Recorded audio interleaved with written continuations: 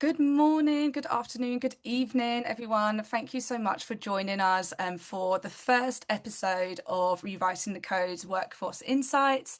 My name is Jess Rush. I'm the Director for Partner Success here at Rewriting the Code.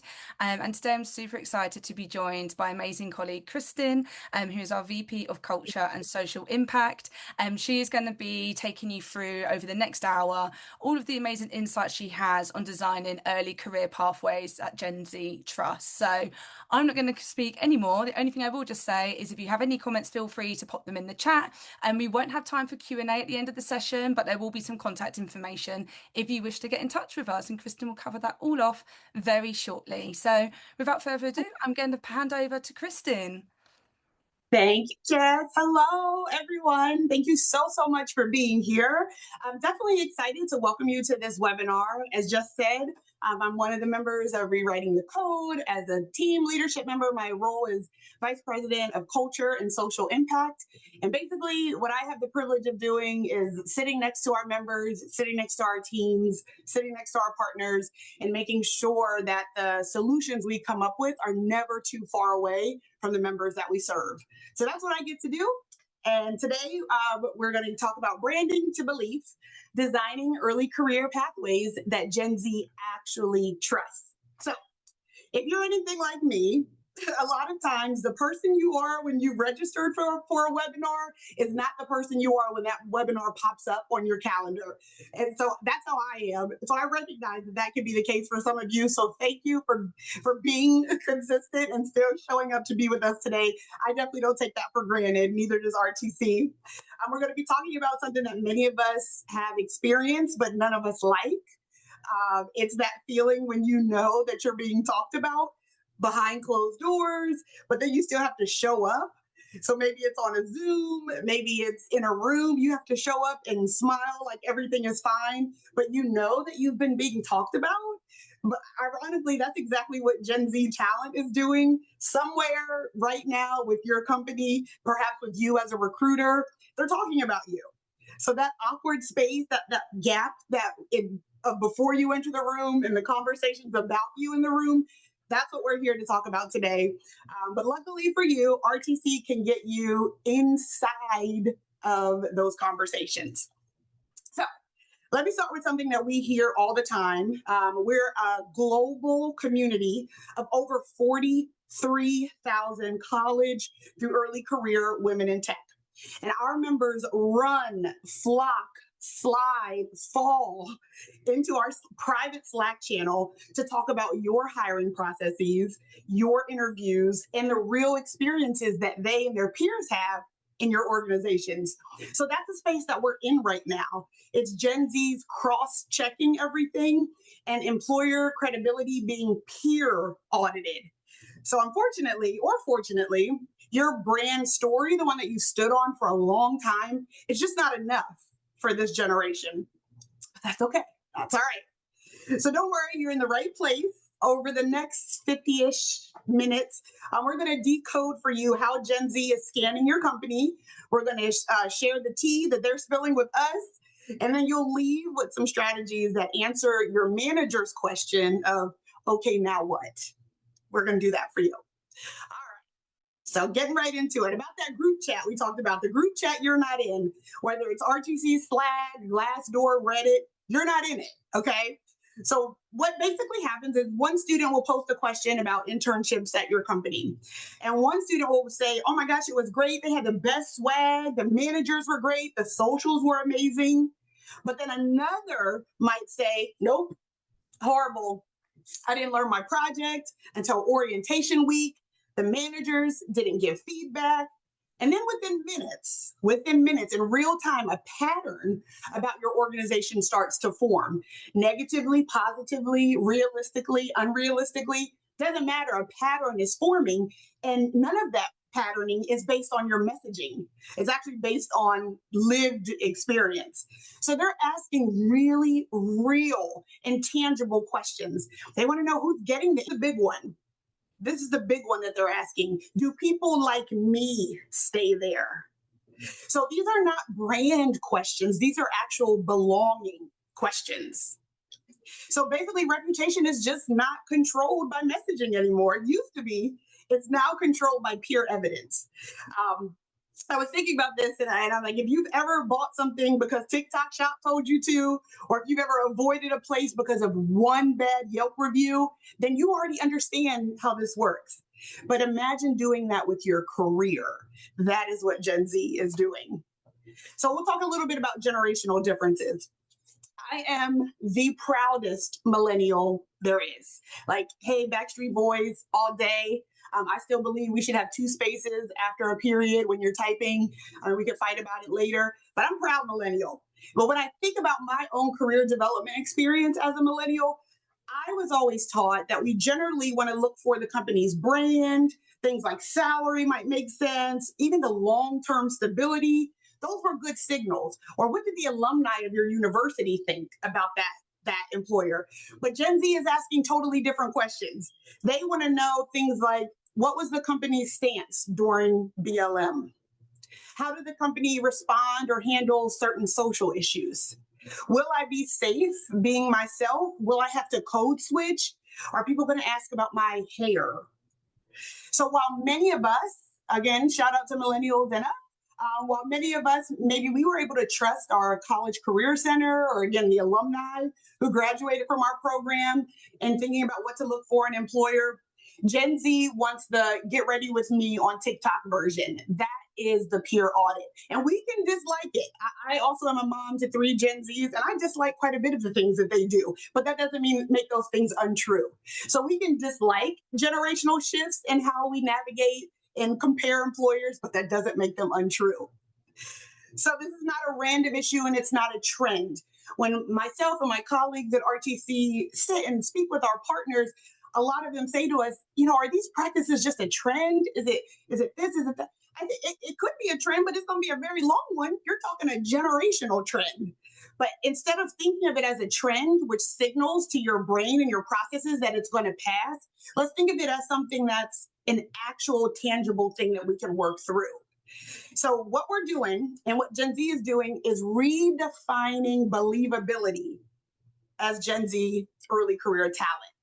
But don't worry, as I shared with you in the beginning, for 10 years, almost 10 years, we're having a birthday in January, stay tuned, save the date.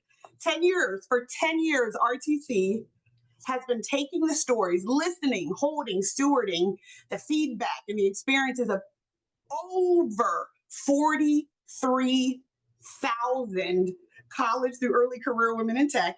We've taken those experiences and we've built something really impressive, really transformative called the RTC Believability Audit. So why do we call it the believability audit? Well, one, because Gen Z is not asking if they like you, they're asking if they believe you. And two, nothing gets organizations to behave faster than the word audit. So the RTC believability audit begs the question, do your experiences match what you say across 4 domains? First domain is access alignment. Second is experience integrity. Third is mobility evidence. And fourth is institutional ownership. So access. Okay. So access, who is actually positioned to enter your pipeline and to secure your roles? So right now, real time, I have an email in my inbox from one of our first gen members who her strategy was to only apply for local or remote internships. And it's not because she wasn't qualified for global internships and relocation. It's because she didn't know that relocation assistance often includes housing. So she was ruling herself out of opportunities that she was overqualified for. And it wasn't because she lacked ability, it's because she lacked access to social capital, lacked access to information. That's not a pipeline issue. That's not a pipeline issue. That's an access flaw. So while we hear many of our companies and our partners and our recruiting friends say our pipeline isn't producing this wide diversity, this wide footprint of applicants. Well, I can take a look at the writing of the content, the writing of the job description and tell you who you're missing. I can tell you right away because social capital is not evenly distributed across talent. So that's one. So I want you to think about it from this lens. Are your strategies expanding access, or are they quietly filtering to the people who already have it? I'm just going to say it again.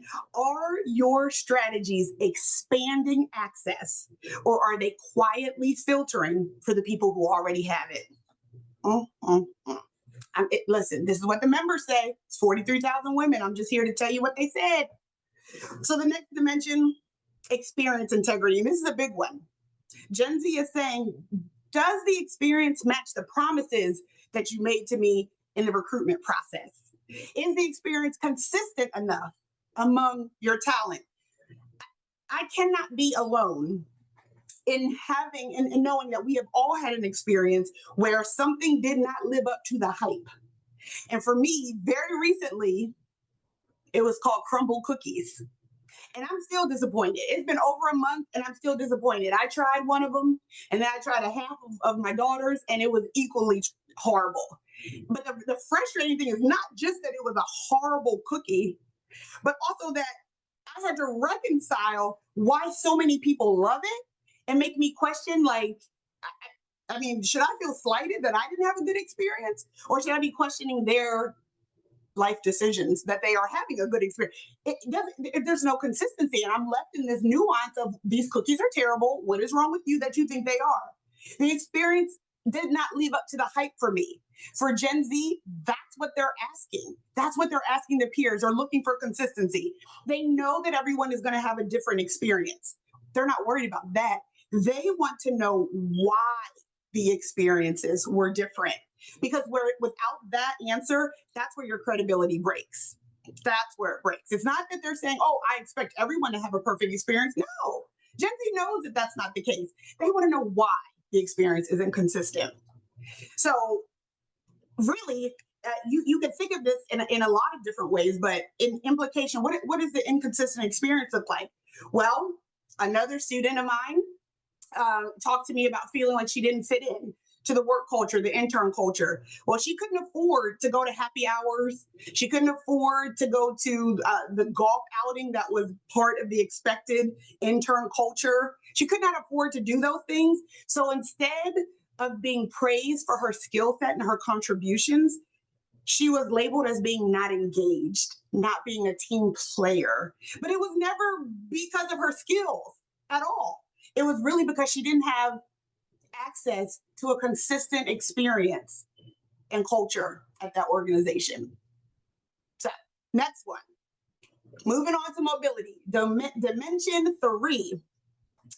What this looks like is the question of, I got in, but I couldn't see what came next. That's the conundrum. For Gen Z, mobility is proof. It's not a statement. Mobility is the actual proof.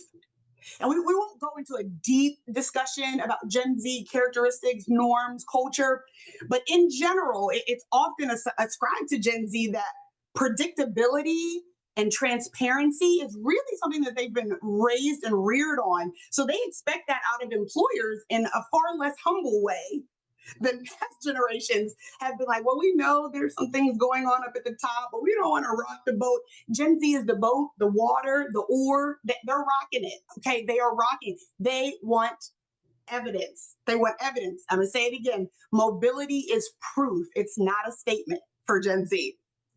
So in addition to the talk about mobility, although this population, they may not know exactly when they're ready for promotion, because we hear that a lot in RTC. We hear them a lot talking to each other. How do you know when you're ready to go for promotion? If there's a lot of that conversation. So although they may not know when they're ready, they have made it abundantly clear in survey after survey that they want to see what a clear growth plan looks like. Okay? They want to see it. They also want to see who is in that growth plan. Do you know what I'm saying? Last dimension is institutional ownership. I'm gonna go back to my millennial hat for a moment. And if you're like me, many of the organizations that you started in, worked in, maybe the one you're still in today, is very siloed, very, very siloed. And even though we may not have liked that siloed approach to organizations, we either worked through it, we worked around it, or we just tolerated it. Gen Z is asking the question, why do silos exist in the first place? Why is it even set up like this? That's the question that they're asking. They truly want to know that ownership is integrated and the social impact opportunities are directly connected to retention opportunities which directly drive fair and transparent compensation, which also drives who the organization is celebrating and esteeming, and how the staff and team members are driving product and innovation. They don't think of these things in silos. Their mindset is very, very integrated, and they expect evidence of that in an organization. Because when ownership of these different areas is unclear internally, then the experience feels unclear externally. That's what they're talking about in the group chats. Again, when ownership is unclear internally, the experience feels very unclear externally. And that fragmentation, that actually means something for Gen Z. It didn't mean anything for previous generations, but fragmentation actually means something for Gen Z. So we're going to pause for a moment. I realized definitely that I've been giving you a lot. This was 4 dimensions. We took them at a high level. And again, these are voices and stories of over 43,000 women. So we're distilling these themes based on our constant influx of survey data and real-time evidence. And it's a lot, but we were able to use that to create these 4 dimensions of how Gen Z is auditing and considering employment. But you're going to get these slides, so don't worry about that. I'm going to send you these slides. Don't worry if you didn't catch it all. But what Gen Z is asking is they're asking, if you catch nothing else, they are asking organizations to reflect on the alignment between what you say and what people actually experience. So, as I shared in the beginning, RTC has a tool, and we are going to help you answer these questions. At the end of our time together, you'll be able to access our incredible tool called the Believability Audit. And that audit is going to ask you to consider 3 basic yet highly transformative questions. 1, where is your narrative inconsistent with reality? 2, what would your intern say that your website doesn't? And 3, what can be different about all of this in the future? So the audit is going to give you an idea of what passes Gen Z's receipts test, right? Like, show me the receipts. That's what this audit is going to do for you. And really what they're looking at is high impact organizations, high performing organizations who show clear pathways. There's representation in that growth and pathways. There's accountability, transparency, and most importantly, follow through, because that institutional ownership is shared. Power is shared. Information is shared. It's accessible. It's not gate kept. That's what you'll find as you go through the audit. Impartial, I keep talking about this incredible population of 43,000 plus members. And some of you may not know who they are. You may not know who they are. So I want you to know who RTC is. We operate at scale across institutions. We are institutionally agnostic. What that means is you can attend one of the top 25, heavy on the air quotes, make sure you get that, top 25 computer science programs, or you can attend a rural community college in West Virginia and you're studying CS. It doesn't matter where you attend. You can attend Ivy League, you can attend public. We do not prioritize institution over access to opportunity. We don't. That's why we're university agnostic, because we believe that every woman in tech deserves the same experience. They all deserve the same opportunity to interact with companies like yours, to learn about tech and AI in companies like yours. Those opportunities should not be reserved for those that are on a proverbial, possibly paid list. Okay, sorry, Sue Harnett, founder and president. Strike that from the record. We also see early career workforce patterns in real time. That is critical. So many other organizations and schools, universities rely on data that is at best a semester behind, more typically a couple years behind. That's not the case for us. We have a full-time dedicated assessment and data team that is constantly keeping the pulse of our members. We're asking about early career experiences. We're asking about first gen experiences. We're asking about bilingual experiences, disability experiences, rural college student experience, early career promotion, negotiation, exposure to AI. It's in real time. We're collecting that data sometimes weekly, sometimes monthly, sometimes quarterly. And we use all of that data to help you all inform your strategies for then working with them, recruiting them. And then, most importantly, we move programs into real infrastructure. One of my favorite sayings is we as an organization, as an impact and mission-driven organization, we never want to have problem-sized solutions. We want to have impact size solutions, because if every solution only fits a small problem, you're never making a systemic impact. So we want to make sure that our organizations aren't just putting up cute programs. Programs are cute. We want to make sure that the impact of those programs is an infrastructural impact, systemic. That's what we want. So we are a workforce development solution because year-round we are upskilling this community of 43,000 women in tech. We're upskilling them with technical knowledge, AI with our incredible Rewrite AI program, all of the topics that you want your talent to be up to date on that universities are a little behind on. RTC fills that gap, and we provide workforce development solutions. We're also a talent community, and while we proudly do not identify as a recruiting agency, we're a community of brilliant minds. That's what we are, because we're talking about going to a bowling night or a boba tea night, and then we're also doing some vibe coding at the same time. So we're about community, but we know that what these women ultimately need and what our world needs is to have more women in tech in leadership roles. So the only way to get there is through jobs. So although we're not a recruiting agency, we are a talent source. And then lastly, we're absolutely innovation and insights. This is an example. This webinar right here is a packaged example of what our insights and innovation look like. This is the type of data that we use to help our partners inform your strategy. And this is the type of data that we use to tell the world that recruiting works best when it's a relationship, when it's year-round, not when it is a one-time conference, not when it is a one-time email blast. It works best when it's relationship. So that's what we focus on, relationship. That's why these women trust us with their data.